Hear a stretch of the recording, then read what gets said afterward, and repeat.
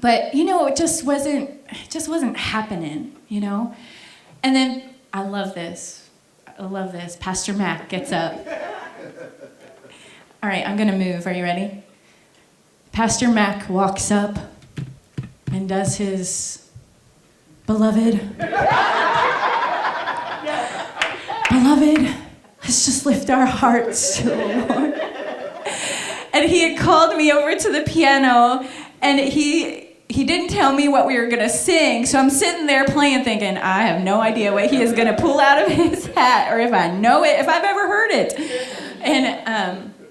And he was saying, we're going to sing a song, and I'm sitting there playing thinking, what song? We're going to sing a song in a minute, and he didn't say it till the very last second. And then we started into this, Jesus, I am thirsty. And I don't think I've ever seen this attribute in someone, but whenever he gets up to lead worship, an open space comes in the spirit. It's amazing to me. And not because he's so demonstrative, because we know he's not in that time. Not because he's forceful, not because he's shouting to get people pumped up, because he is pouring out his heart of worship, which paves a way for us all to do the same. And I've seen him do it time and time again. And you know where that comes from? Just time with Jesus. He has been with Jesus, so that when he worships, an open space just kind of comes, and we all benefit from it. And it just was a picture to me, again, some of the personal things that the Lord and I are working through, but, also just that the power that can come in that when he just steps up, and the congregation can benefit from that. And so I love when he does that. I believe that God's got something for us here at Unity. This is such a special place. It really is. And yeah, I'm biased, but it is a special place. And I understand, and I've seen just in my short time in being here, there's been a lot of transition musically. You guys, I've been in the community for a long time, since '96. So I've been around, and Unity always held the reputation for just kick-butt music and praise and worship. Like, that is one of Unity's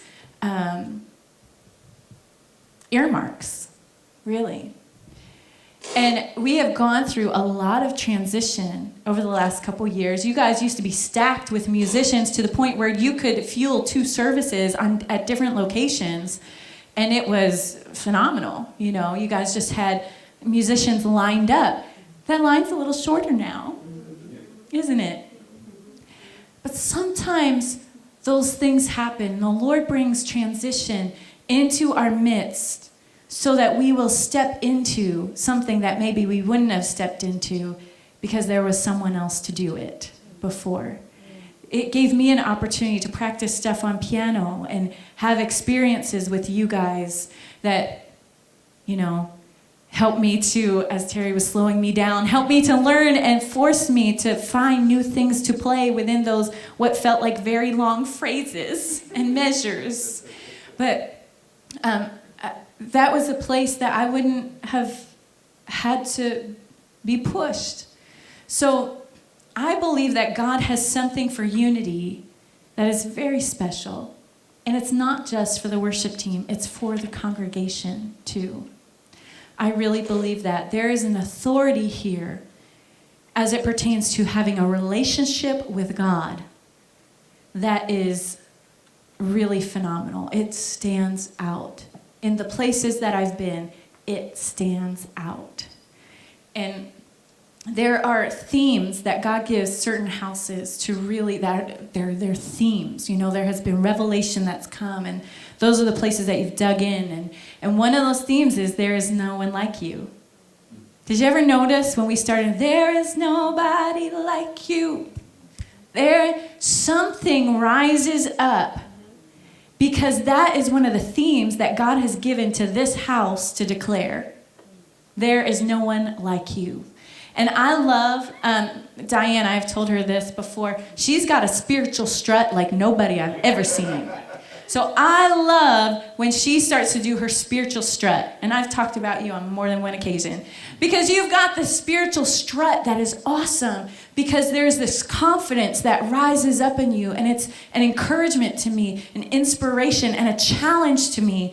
That it's like, I want to have that confidence in the Lord that I'm rising up in every place, that I know that I'm shrinking back. I want to rise up in those places, not because I'm just choosing to be confident. You can't talk yourself into this stuff. And sometimes you have to do it afraid. You have to do it even though if you're shaking or your voice is all funny or you're feeling like, okay, I'm about ready to puke. But, sometimes you just have to kind of work through that. Am I allowed to say that word? Okay. Thanks. So, sometimes you have to press through that. And, it's just one of those, taking a tissue out. But I want to grow in that confidence in the Lord that says, He's called me to do this. This is who He's made me to be. And I want to not tiptoe into it. I want to jump into it and just swim in it. Because God's anointing follows His call. So the congregation benefits from us as a team as we progress in worship. Now, I want us to talk. We have a little bit more time. Is everybody doing okay? Okay. I want us to take a little bit of time because sometimes to talk about the issue of how does praise and worship translate from here to here. Because, you can have a phenomenal worship team. You can have a phenomenal worship set, and there can still be tremendous disconnect with those in the congregation. And we have to understand that we are not entirely responsible for how the congregation worships. We can't be. That's not our place. One time I remember I was leading worship and we did 2 sets. We broke them up. And the first set I had led, and it was just one of those like brick wall times. And I sat down in the middle and I was like, Lord, I am exhausted. I went to the back room because I'm like, something's not right. I am exhausted. What is going on? And He said, well, you're trying to worship for 350 people. Worship for one, it'll be a little easier. And that made a big difference when I came back and started just offering my worship to the Lord and not trying to offer theirs because I can't. So we have a responsibility, in shepherding, because if you're on this platform, I consider you a worship leader. Whether you're playing an instrument or singing or on a lead mic or not on a lead mic, you are still a worship leader. But so we have a responsibility in shepherding a congregation. If this worship is a corporate sense in this place, and if it wasn't, well, let's just all stay in our pajamas at home, and just enjoy the Lord there. But here in this room, there is a corporate sense because there are more than one people, more than one person. So we have a responsibility in shepherding, but it doesn't go to the point where we have to carry everybody in worship.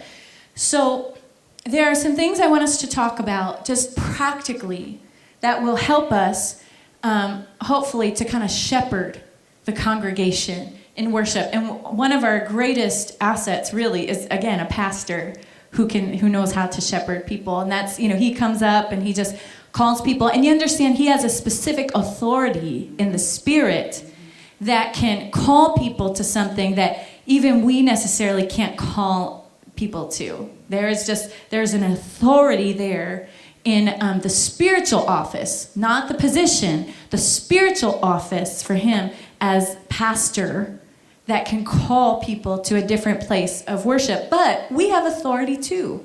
It's a little different from his, but we have authority too. So let's talk about some of these practical things.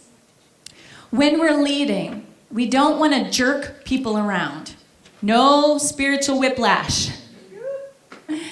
Otherwise, it becomes like what it was like to be in the car when I was learning how to drive stick. I had to learn how to go in reverse first. So in a parking lot, otherwise that wouldn't have worked out.